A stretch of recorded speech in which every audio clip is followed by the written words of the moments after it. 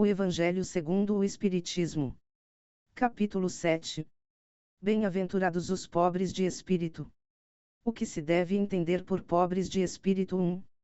Bem-aventurados os pobres de espírito, pois que deles é o reino dos céus. Mateus 5:3. 2. A incredulidade zombou desta máxima: bem-aventurados os pobres de espírito, como tem zombado de muitas outras coisas que não compreende. Por pobres de espírito Jesus não entende os bordos de inteligência, mas os humildes, tanto que diz ser para estes o reino dos céus, e não para os orgulhosos.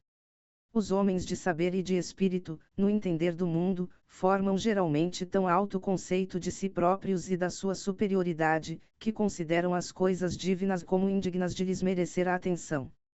Concentrando sobre si mesmos os seus olhares, eles não os podem elevar até Deus. Essa tendência, de se acreditarem superiores a tudo, muito a miúde os leva a negar aquilo que, estando-lhes acima, os depreciaria, a negar até mesmo a divindade. Ou, se condescendem em admiti-la, contestam-lhe um dos mais belos atributos, a ação providencial sobre as coisas deste mundo, persuadidos de que eles são suficientes para bem governá-lo. Tomando a inteligência que possuem para medida da inteligência universal, e julgando-se aptas a tudo compreender, não podem crer na possibilidade do que não compreendem. Consideram sem apelação as sentenças que proferem. Se recusam a admitir o mundo invisível e uma potência extra-humana, não é que isso lhes esteja fora do alcance, é que o orgulho se lhes revolta à ideia de uma coisa acima da qual não possam colocar-se e que os faria descer do pedestal onde se contemplam. Daí o só terem sorrisos de mofa para tudo o que não pertence ao mundo visível e tangível. Eles se atribuem espírito e saber em tão grande cópia, que não podem crer em coisas, segundo pensam, boas apenas para gente simples, tendo por pobres de espírito os que as tomam a sério. Entretanto, digam o que disserem, forçoso lhes será entrar, como os outros, nesse mundo invisível de que escarnecem. É lá que os olhos se lhes abrirão e eles reconhecerão o erro em que caíram. Deus, porém, que é justo, não pode receber da mesma forma aquele que lhe desconheceu a majestade e outro que humildemente se lhe submeteu às leis, nem os aquinhoar em partes iguais. Dizendo que o reino dos céus é dos simples, quis Jesus significar que a ninguém é concedida a entrada nesse reino, sem a simplicidade de coração e humildade de espírito, que o ignorante possuidor dessas qualidades será preferido ao sábio que mais crê em si do que em Deus.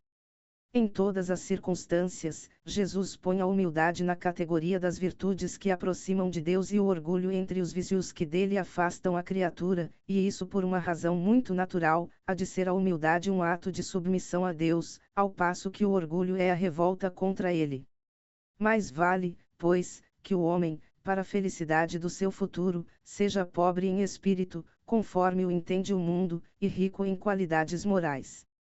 Aquele que se eleva será rebaixado. 3. Por essa ocasião, os discípulos se aproximaram de Jesus e lhe perguntaram: quem é o maior no reino dos céus? Jesus, chamando a si um menino, o colocou no meio deles e respondeu: digo-vos, em verdade, que, se não vos converterdes e tornardes quais crianças, não entrareis no reino dos céus.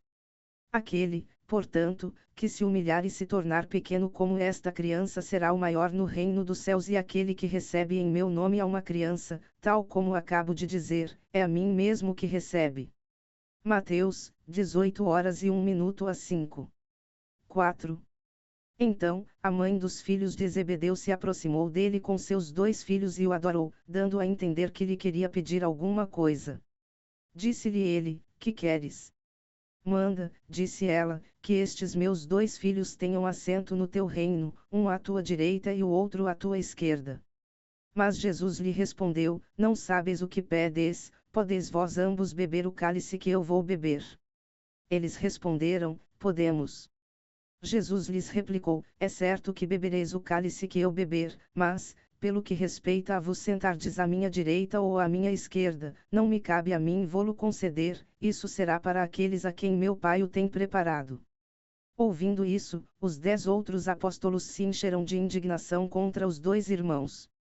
Jesus, chamando-os para perto de si, lhes disse: sabeis que os príncipes das nações as dominam e que os grandes as tratam com império.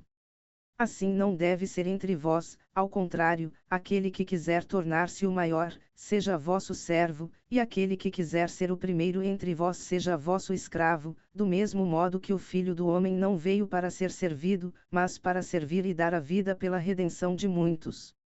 Mateus, 20h20 a 28. 5.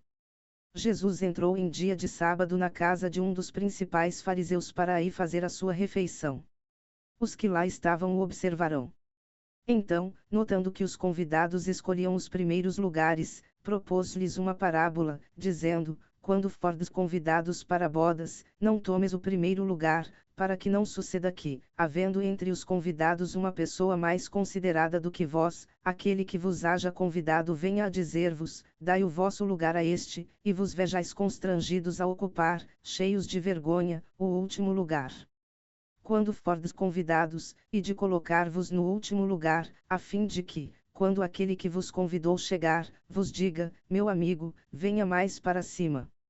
Isso então será para vós um motivo de glória, diante de todos os que estiverem convosco à mesa, porquanto todo aquele que se eleva será rebaixado e todo aquele que se abaixa será elevado. Lucas, 14h01 e 7-11. 6.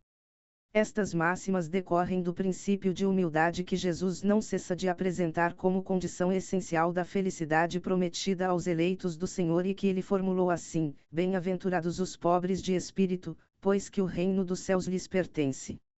Ele toma uma criança como tipo da simplicidade de coração e diz: será o maior no reino dos céus aquele que se humilhar e se fizer pequeno como uma criança, isto é, que nenhuma pretensão alimentar a superioridade ou a infalibilidade. A mesma ideia fundamental se nos depara nesta outra máxima: seja vosso servidor aquele que quiser tornar-se o maior, e nesta outra: aquele que se humilhar será exalçado e aquele que se elevar será rebaixado. O Espiritismo sanciona pelo exemplo a teoria, mostrando-nos na posição de grandes no mundo dos espíritos os que eram pequenos na terra, e bem pequenos, muitas vezes, os que na terra eram os maiores e os mais poderosos. E que os primeiros, ao morrerem, levaram consigo aquilo que faz a verdadeira grandeza no céu e que não se perde nunca, as virtudes, ao passo que os outros tiveram de deixar aqui o que lhes constituía a grandeza terrena e que se não leva para a outra vida, a riqueza, os títulos, a glória, a nobreza do nascimento. Nada mais possuindo senão isso chegam ao outro mundo privados de tudo, como náufragos que tudo perderam, até as próprias roupas. Conservarão apenas o orgulho que mais humilhante lhes torna a nova posição, porquanto veem colocados acima de si e resplandecentes de glória os que eles na terra espezinharão. O Espiritismo aponta-nos outra aplicação do mesmo princípio nas encarnações sucessivas, mediante as quais os que, numa existência, ocuparam as mais elevadas posições, descem, em existência seguinte, às mais ínfimas condições, desde que os tenham dominado o orgulho e a ambição. Não procureis, pois, na terra, os primeiros lugares, nem vos colocar acima dos outros, se não quiserdes ser obrigados a descer. Buscai, ao contrário, o lugar mais humilde e mais modesto, porquanto Deus saberá dar-vos um mais elevado no céu, se o merecerdes.